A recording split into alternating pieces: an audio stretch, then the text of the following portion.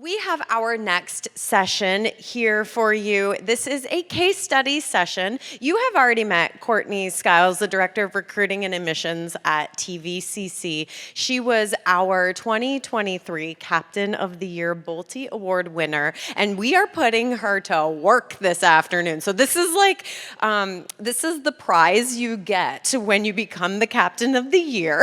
You wind up presenting 3 times in one afternoon at the Engage Summit. So you've already met Dr. Courtney Skiles. She is going to be up presenting next, and then she will also be on the panel that will be taking place in CAM. So it is Courtney's day. We have as her co-presenter my dear friend Daniella Nordin. My dear friend, Daniella Nordin, who is the Director of Customer Success and Engagement at Element451, and also a Saratoga Springs resident. We live like a mile or 2 apart from each other. Real fun. If you want to talk horses, you come find me and Daniella. I know nothing about horses. All right, let's put our hands together for our next presenters. Hello, everyone. Thank you so much for joining us today. We are super excited to be able to present to you guys a little bit about what we're doing at TVCC with the help of our friends at Element to really help boost student support using AI throughout our processes. Yeah, I don't know how we're going to beat the introduction that Mallory just gave us, but for those of you who we haven't met yet, I'm Daniella, Director of Customer Success and Engagement. I see a few friendly faces out there. You may know me from your implementations. I oversee the implementation team and the customer success management team. So it's really cool because I get to join partners when they start with Element451, and then they pair me to talk with partners who have figured out how to optimize and really adopt Element451. So I am thrilled to be here working with Courtney, and she can tell you a little bit about her role and what she does at TVCC. Yes, at Trinity Valley Community College, we're located in Athens, Texas. I serve as the Director of Recruiting and Admissions, and I also do a lot of other hats, as those of us who work in community colleges typically do. But I have had the privilege of working with Element for, I think, 3 years, going into 4 years now, and I have been serving as captain for 2. So I've had a lot of opportunity to grow with the company as new features have been rolling out, and one of the things that we're really excited about are our new AI assistants. So I wanted to give you just a little bit of backstory about TVCC first before we get started. Those of you who heard me talk at the engagement case studies just a little bit ago over in CAM heard a little bit about TVCC, but we're a 5-campus institution in 5 rural counties in East Texas. So a lot of our students come from very rural backgrounds. They don't have access to internet. They are over 55% of our students self-report as first-generation college students. We have low-income workforce, parenting, single parents, just a lot of students who need a little bit extra support in their journey as a student. And, you know, having 5 campuses in 5 counties, we tend to get a little siloed. And it's been an interesting journey as we have been implementing Element and using AI in our practices to use that to bring in a cohesive manner when pursuing students. So if you'll, I have a clicker in my hand too. I can click the button. So a little bit about what we do for outreach and support at TVCC. I, as I said, am the Director of Recruiting and Admissions. So I oversee all prospective student outreach. And I work very, very closely with our marketing director. Shout out Joanna. I think she's on the live stream. Hey, girl. Love you. We are besties. We work on everything together. And she and I have really tried to set the tone from the very beginning. I talked a lot about tone in the last session. And it's important that since we are the ones out in the field, the first contact with these students, the first face they see, we become what they associate with the institution. We are the institution embodied to them. But these students, like I said, they're low income, they're first generation. They don't know what they're doing. They don't have the support or the resources at home. We then become their surrogate parents along that journey because we become that first point of contact and that face for them, that shoulder to lie on. But as a small community college, I have 5 people to pull that off. 5 campuses, 5 people. It's almost impossible. It's really hard to be there for those students all the time. So as we've been beefing up our communications, as we've been building out all these new dynamic ways for students to be able to reach us at TVCC, we've kind of created too much demand, and it's been really hard to keep up with it. So what does it look like as a student at TVCC? What do we do to try to help them? Well, we visit them in person. We talk to them, we go visit their school, we are in the classroom with them, educating them about their opportunities in college. Not just TVCC, college across the board. What is college?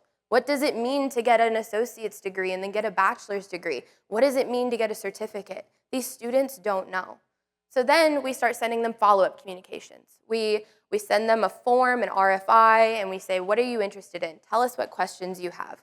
We start following up with them with communications, text messages, emails. They can hit us in the live chat.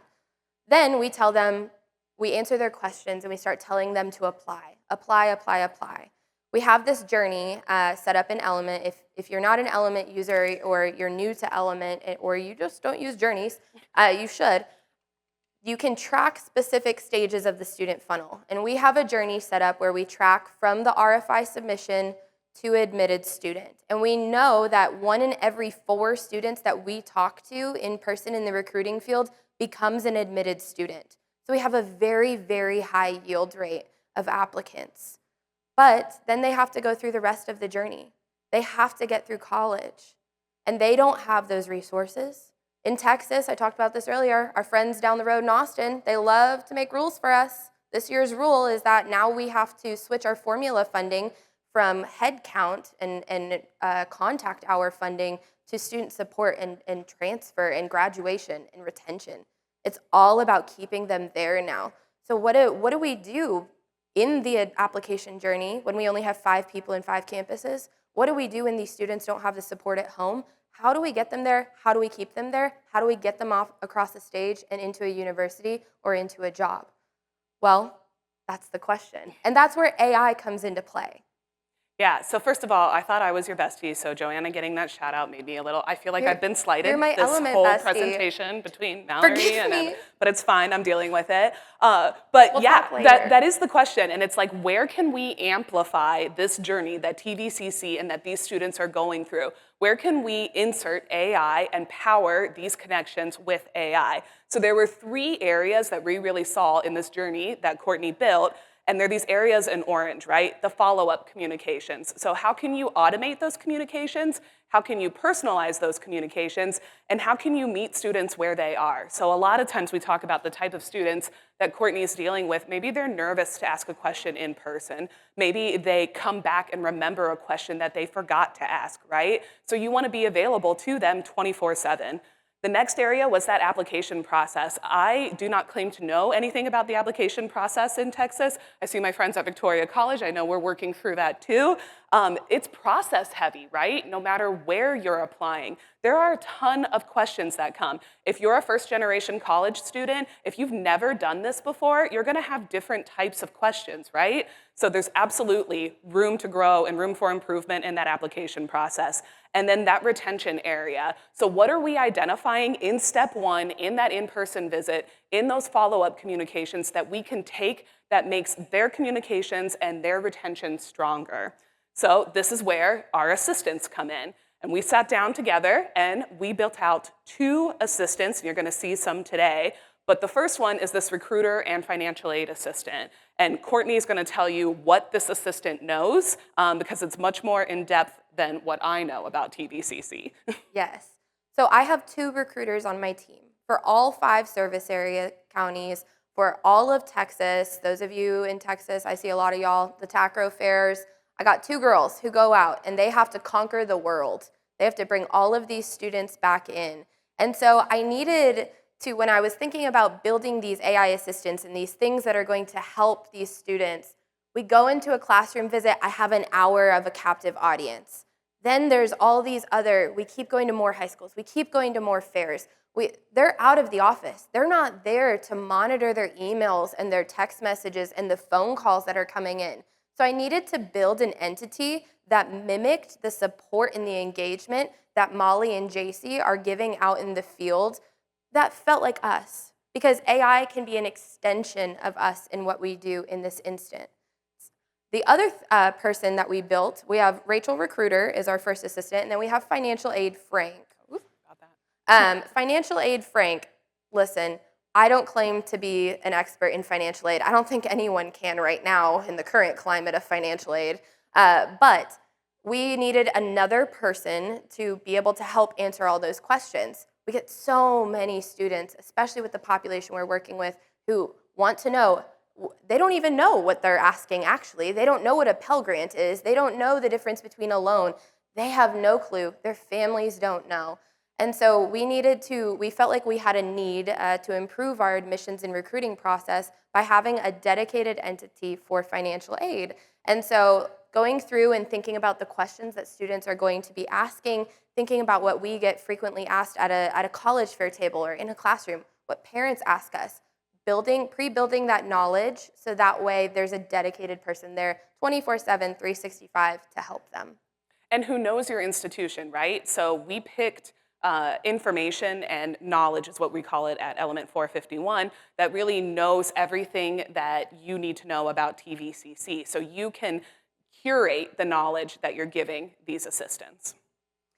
The other one that we, playing off the retention piece and needing to now focus on student success, one of the other models that we built is a student services assistant or a student support assistant. And this is a assistant that is dedicated to providing and connecting students with resources, to provide information about activities, enrollment and registration, campus life and wellness, as well as academic support. You heard me talk in the engagement case studies. I talked a little bit about some really large-scale projects that we're drilling into to try to connect students from early support and early alerts. And this is a way that we can have a dedicated person without having an actual body in a desk answering a phone or responding to emails that can further help connect students and bridge that gap. Amazing. So we really sold it. You want to see it in action now, right? Yes. Yes, yeah. All right. Oh, thank you. Did that switch over too? Excellent. So thinking Magical. about that follow-up communication piece, right? You're going to send out these emails. You're going to tell students what the next step is. And the next step is going to be to apply. But we sort of inserted a middle step here, right? So we built a landing page within Element that has that call to action. Yep, you can go ahead and apply. We loaded it with content that they knew they had talked to that recruiter about at that in-person visit. So it's answering some of those questions, reiterating what they have heard. But we also added an option to go ahead and just connect immediately with TVCC or ask a question, right? So you can see you've got some options here. I'm dropping out as I turn my head. I'll go this way. We also have the assistants loaded right on that page. And somebody tell me if that's coming up pretty clear. Oh, good. That's nice. So imagine you're that student. You've met with one of those recruiters, you've got some follow-up questions, you get an email that's a nice reminder. It's 3 a.m. or maybe it's, I don't know, right after soccer practice or something, and you've got that question. You're gonna come over to this page, you're gonna open up the chat, and it's gonna say, oh, which assistant would you like to speak to now? Well, Rachel seems like she knows a lot about what's going on, and I know I talked to an admissions person, so I'm gonna ask, how do I apply? And we'll see what Rachel says. Oh, this is great. Hey, look at this. You can apply using one of these applications. Please let me know which application you would like to start. So this assistant is going to go ahead and start that application for that user if they're ready to apply. But I'm that student. I'm a first generation. I don't know what's going on. Why are there 4 applications? I think I need a little more information, right? So I'm going to say, wait a second. What's the cost to apply? Because nothing in life is free, right? Well, you'd be surprised, because I've asked it this question before, and the cost to apply to Trinity Valley is free. We're removing barriers, right? It's like, okay, well, there's no cost to apply, but how much is it to attend? And I would leave the typo in because it actually does read typos, but for our sake, I'm not gonna leave that typo in. So you can see it's interacting with a person, this sort of personalized student experience that it's giving, thinking they may be talking to Rachel or they may be talking to one of those other recruiters. So the assistant comes back, it answers the question, this is great, we've got in-district student, we've got non-resident students. Okay, I wanna know, is there financial aid, right? Because I don't know that I can afford that. And it's like, oh, there is financial aid. You can find out more information here. Well, I want to talk to someone about financial aid and what those opportunities are. And this is really cool because Rachel's going to go ahead and connect me to financial aid Frank, our other assistant, for another seamless handoff where that student can get more detailed information about their financial aid, right? And this, for this student, like sitting here talking to these AI assistants, this is like a personal experience. They're safe, right? They're doing this from the comfort of their own home, from the security of their own home, so that they don't have to ask a person questions or make themselves vulnerable or admit maybe that they don't know what this process looks like or how much financially they're gonna get based on their circumstances. And it seamlessly turned it over so that you're dealing with two specialized recruiters or versions of those people. So this is just one of the ways that we saw. The other thing to note about this while I'm showing the student experience, on the back end, Courtney's staff now has all of these interactions. So they know the first source is coming from that in-person visit. They're tracking it through a journey. They're collecting those data points. They know what interactions and questions this student is asking so that you're building a profile now on this type of student and building the resources that that student needs to be successful. We know they've asked about financial aid. We know they've asked about that scholarship information. We know they're from this region or this location. What can we do to help this particular type of student do well at Trinity Valley? Yeah, and one of the things that we really, really pride ourselves on in our in-person outreach is our ability to engage with the student. It's important for these people, young people, or even older people who feel so uncertain about starting their path to college that we're vulnerable. That's something that we provide in person that doesn't necessarily come with AI. So these assistants are helping them, A, feel like they are having a one-on-one conversation with someone even when we can't physically be there for them. It's handing it off. It feels personalized. But it's also taking the pressure off of JC and Molly for having to manually answer all of these questions for all of the students that we see in real life.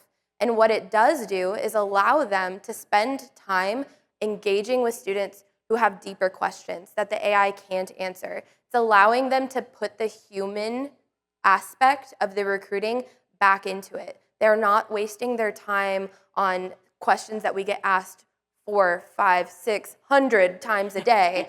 They're able to say, you have an actual issue with your transcript. You are struggling here. Let me offer specialized individual report, and we know that the bot is taking care of the tuition questions. We know that those assistants are able to hand off and talk about financial aid if they need it. It frees us up to be the humans we need to be for them.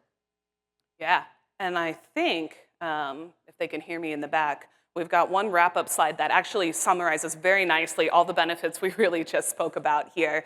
We're really talking about the earliest alert, right? These are prospective students. This is automated, this is AI, this is before maybe they're even on your radar, right? A lot of times, I know I enjoyed being anonymous in high school, right? Like, you don't wanna be on anyone's radar yet. So what information can you gather on that prospective student as early as possible?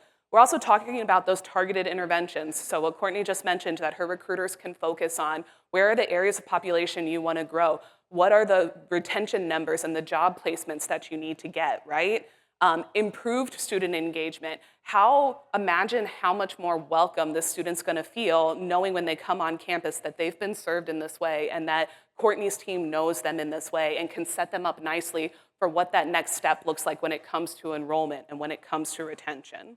And this isn't just the end, it's comprehensive. These AI assistants, we showed 2 that are primarily enrollment focused, but you can build them to be extensions of any department on your campus. Do you have a dedicated support team? We have a student access and counseling office. There could be an AI assistant that focuses just on our access and counseling resources. Do you need one for graduation? Do you need an assistant for alumni? It's across the board. You can integrate these AI assistants to help you support students through the entire student life cycle while reducing your manual workload. Yeah, and I'll just say, as we conclude here, The way we approach this, I get this question a lot, where do we start? Start small and start specialized. So I think TVCC was really smart in starting with, we know we need a recruiter and a financial aid assistant. We know we need a student success.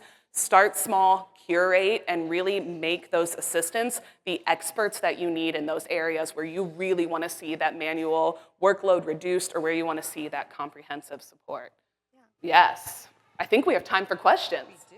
Who has the first question? I see a hand up already.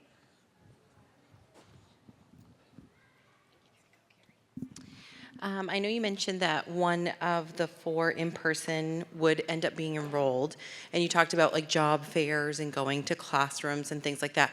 Have you noticed that there is one area where you seem to draw more business per se to your school, and if so, how do you track that? So are job fairs more productive for you, or so if you have limited staff you can focus them on certain areas? We really shine in our in-person local high schools. I know a common recruiting practice is to go and set up a table in the cafeteria and sit and recruit. We decided that was not working well for us. We don't shine at a booth stagnant in one spot.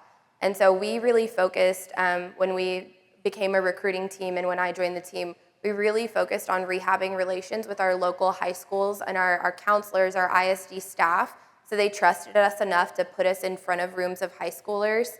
And we have seen a huge, huge uptick in engagement, specifically from our local high school population, because we dedicated time to rehabbing those and building trust with those ISDs. So the journey that I track, that I reference with the 1 in 4, looks specifically at those students. Because we know they're at risk. We know that we have schools that have high special populations. And so we built an RFI in Element through a form, and then the journey references a segment of students who submit for that year. So 23-24 academic year RFI submits from the service area. We have one dedicated RFI for the service area only, and we only use it there. We have different ones for statewide college fairs. We have different ones for different types of visits. But it references that, and then it tracks them through the application submit, the application complete, and then the decision released. So I can see exactly where they're falling off in the journey. Yeah, thank you. Great question. Mallory's running. I know. She's getting them steps in, y'all. That's right.